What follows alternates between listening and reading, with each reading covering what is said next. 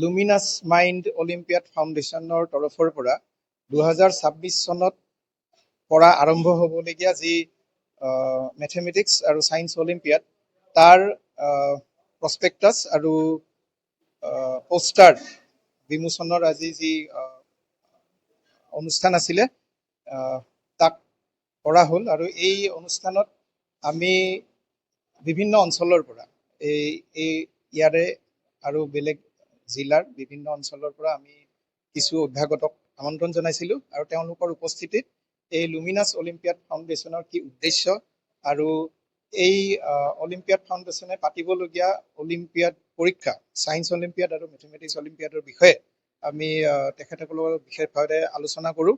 আৰু এই অনুষ্ঠানত এই প্ৰস্পেক্টাছ আৰু পোষ্টাৰ উন্মোচন কৰে কামৰূপ কলেজৰ ইংৰাজী বিভাগৰ প্ৰবক্তা বিশিষ্ট শিক্ষাবিদ ডক্টৰ সঞ্জীৱ গোস্বামী ডাঙৰীয়াই আৰু লগতে আন বহুতো অভ্যাগতে তেওঁলোকৰ বহুমূলীয়া দিহা পৰামৰ্শ আমাক আগবঢ়ায়।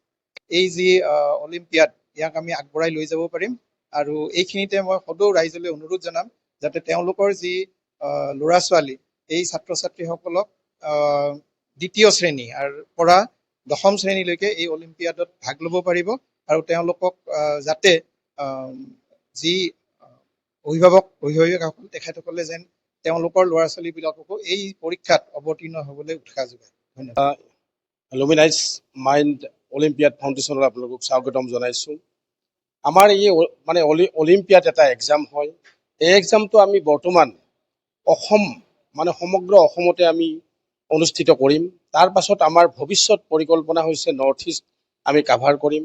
তাৰ পাছত পাৰিলে আমি নেশ্যনেল লেভেলত এই ছিষ্টেমটো নি আমাৰ ভাৰতবৰ্ষৰ ছাত্ৰ ছাত্ৰীসকলক উপকৃত কৰিম বুলি আমি এটা প্লেন কৰিছোঁ। মুখ্য শাখা কাৰ্যালয় আমাৰ গুৱাহাটীত, মুখ্য কাৰ্যালয় গুৱাহাটীত, আমাৰ বৰাগাঁৱত আৰু আমাৰ নলবাৰীৰ কৰ্পৰেট অফিচ আমাৰ নলবাৰীত আছে। আপোনালোকে বিভিন্ন ধৰণৰ অলিম্পিয়াড এক্সামিনেশ্যন বৰ্তমান অল ইণ্ডিয়াত চলি আছে আৰু আমাৰ এই অলিম্পিয়াডটো আমাৰ নিচেই চালুকীয়া।